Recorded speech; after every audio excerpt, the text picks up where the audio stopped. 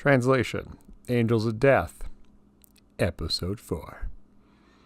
Well, we're back at it again, a new recording session, a whole new opportunity to basically crap on Angels of Death, but that's not going to be my main focus here today.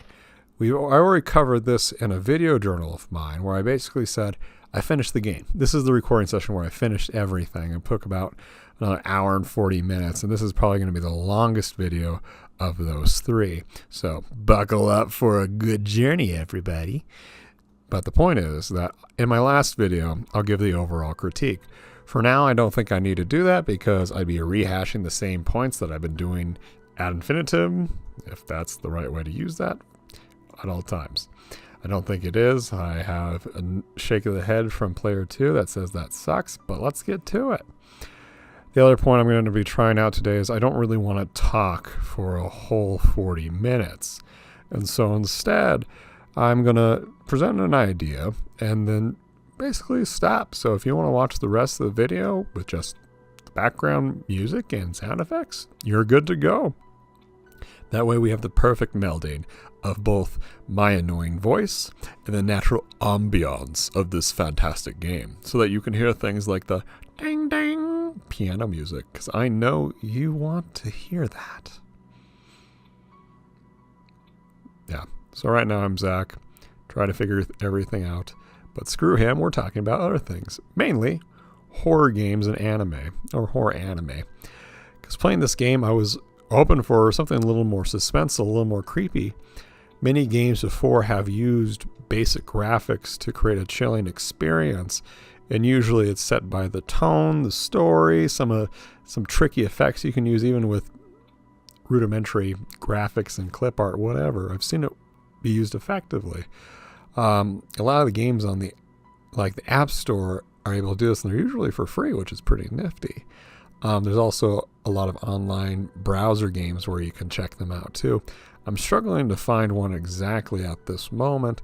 I guess you can consider Doki Doki Literature Club to be a game that doesn't have amazing graphics. Again, you're using still images, and it still is used to great effect. And this is basically that same concept of sprite work. So I can see good sprite work happening. I'd have to reserve my judgment if I played something like Corpse Party to see if it actually is scary, but I haven't ever tried. So we'll see. There's a lot of dinging right now, and that's really distracting me. Stop that. Okay. They're fighting right now about killing her and all this fun stuff. And yeah, it's dramatic, but that's okay. You can watch it in the background.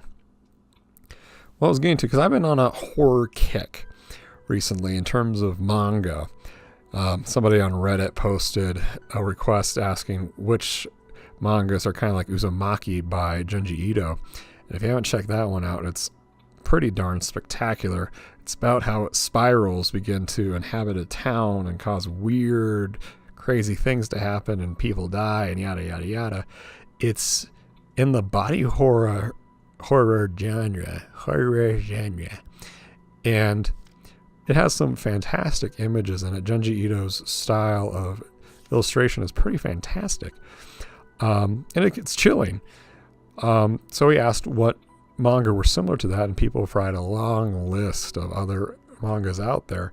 And some of them are really gory and contain nudity, and that was really awkward. They weren't very good, but I read them because, that's part of it.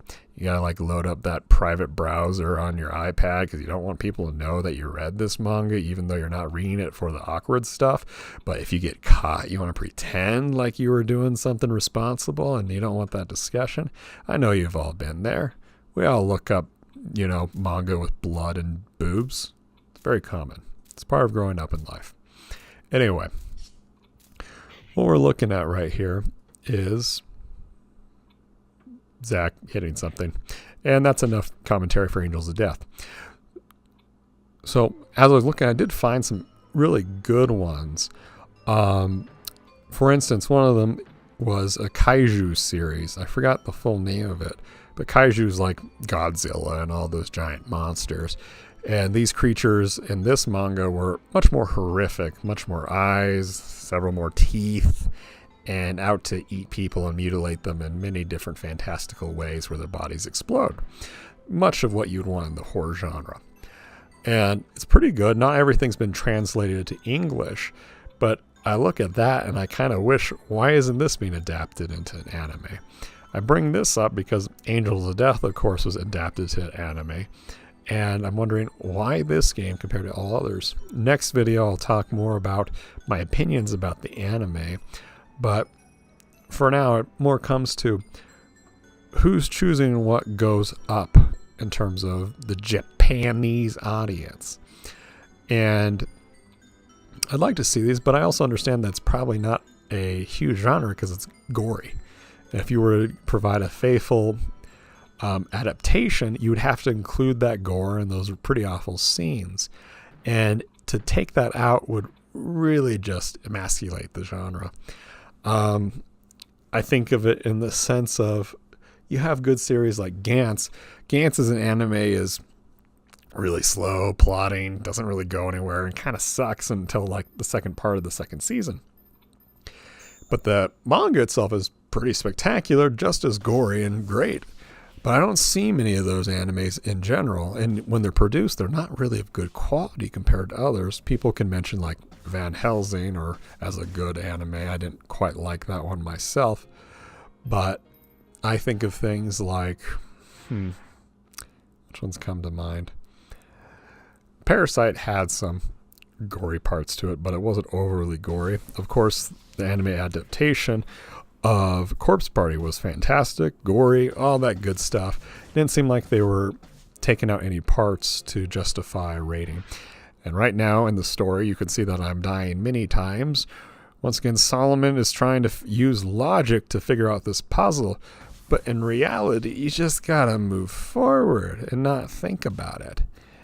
So yeah, I didn't really even have to like run. I just got to the end. Anyway, that's your commentary again. You're welcome. And so the other ones that come to mind is Higurashi. Higurashi is actually a perfect example of a game with atrocious graphics.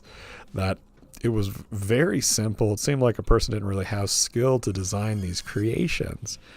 And despite that, it created a really chilling narrative. It was truly a light novel that was done almost entirely through dialogue. I think it was. And that was great. It was great to read through that adventure. And even then, it was pretty spectacular to watch the anime because it took it to a new level. And it showed some animations that were cool, and they added things and subtracted things, but overall stayed faithful to the material. And so that's a good one. And you have other gory series like Elfen Lied or Lied, however you say that one. Let's see if ReZero got pretty darn gross a second. Dead Man Wonderland is focused on manipulating blood, so you already know that's a bit gory. High School of the Dead wasn't really that gory, but I loved it.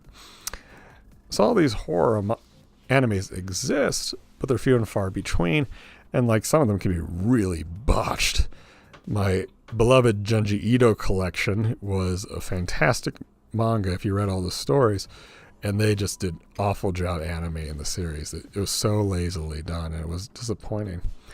But I look at other ones. The current series I'm reading right now is As the Gods Will, if I'm remembering it correctly. It has some long Japanese title, but that's the basic approximation of the English translation.